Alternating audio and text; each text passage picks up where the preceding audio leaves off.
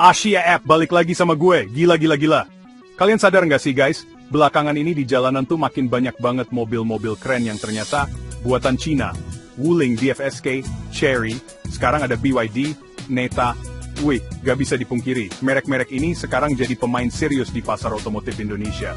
Dulu mungkin orang masih ragu, masih mikir-mikir, bagus nggak ya, awet nggak ya? Tapi sekarang lihat aja, desainnya makin futuristik, fiturnya bejibun, teknologinya canggih. Jujur aja, gue sendiri juga kepo banget. Fenomena ini bener-bener bikin penasaran kan?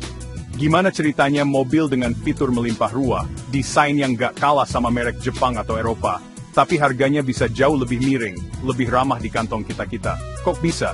Apa rahasianya? Apa ada main belakang? Tenang. Di video kali ini gue bakal bongkar tuntas semua rahasianya. Gue bakal bedah satu persatu, kenapa harga mobil Cina bisa sekompetitif itu. Ini bukan sulap, bukan sihir, tapi ada strategi cerdas di baliknya.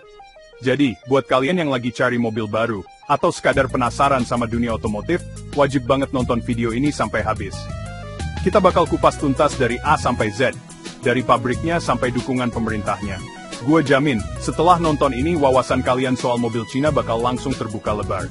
Siapin kopi, siapin cemilan, kita langsung gaskun cari tahu jawabannya. Let's go! Oke, kita mulai dari yang paling dasar tapi paling ngaruh guys. Kenapa bisa murah? Salah satu kunci utamanya adalah, mereka bangun pabrik di sini, di Indonesia.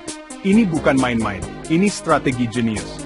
Coba bayangin, kalau mobilnya harus diimpor utuh dari Cina, kena bea masuk, pajak impor, biaya logistik yang gila-gilaan, harganya pasti langsung melambung tinggi.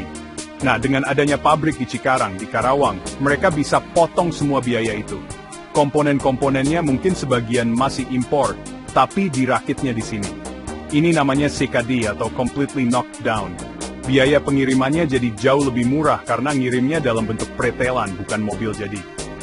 Gak cuma itu guys, dengan punya pabrik di sini mereka juga bisa pakai tenaga kerja lokal. Ini ngebantu banget menekan biaya produksi. Selain itu mereka jadi lebih dekat sama pasarnya, yaitu kita. Mereka jadi lebih gampang buat riset apa maunya orang Indonesia.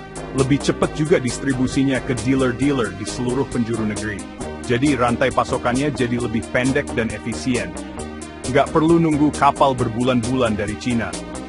Ini langkah pertama yang bikin harga jualnya bisa ditekan habis-habisan. Cerdas banget kan? Mereka invest besar di awal buat bangun pabrik, tapi buat jangka panjang, ini untungnya berkali-kali lipat. Lanjut ke rahasia kedua, yaitu efisiensi produksinya. Ini gokil sih. Pabrikan Cina itu terkenal banget sama proses produksi yang super efisien. Mereka nggak mau ada waktu atau material yang terbuang sia-sia.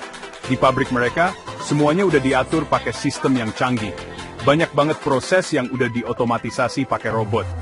Mulai dari pengelasan bodi, pengecatan, sampai perakitan komponen-komponen presisi.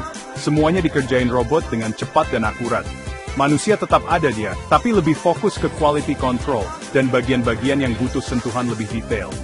Dengan otomatisasi tingkat tinggi ini, mereka bisa produksi mobil dalam jumlah banyak dan dalam waktu yang singkat.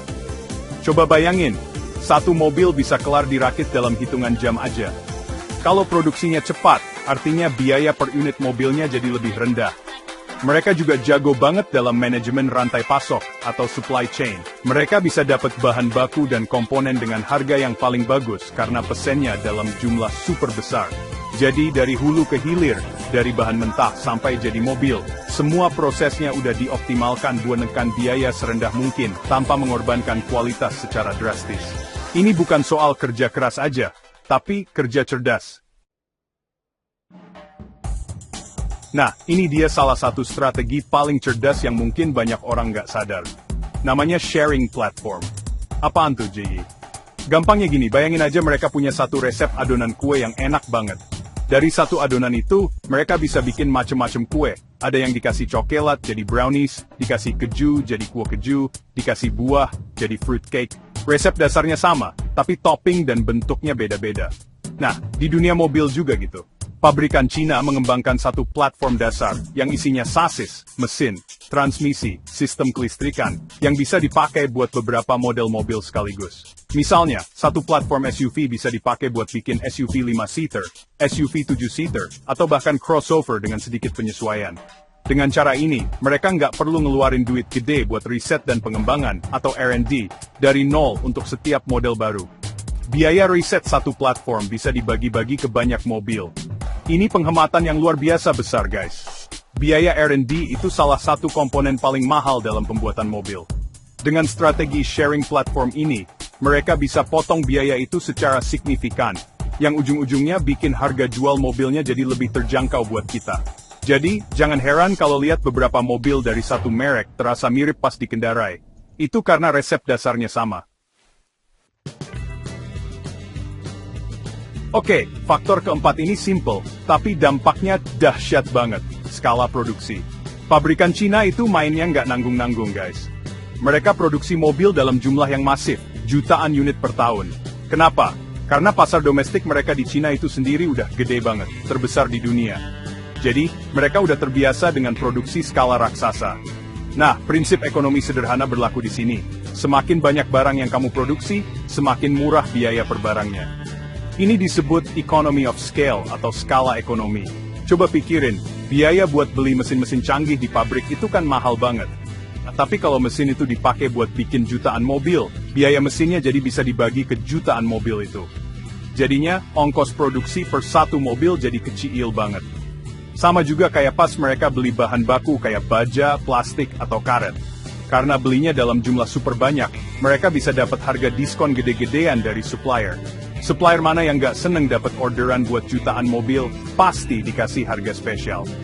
Nah, semua penghematan dari produksi massal ini, akhirnya diterusin ke kita sebagai konsumen, dalam bentuk harga jual yang lebih murah. Terakhir, tapi bukan berarti nggak penting, adalah faktor dukungan pemerintah. Nah, ini dia senjata rahasia mereka.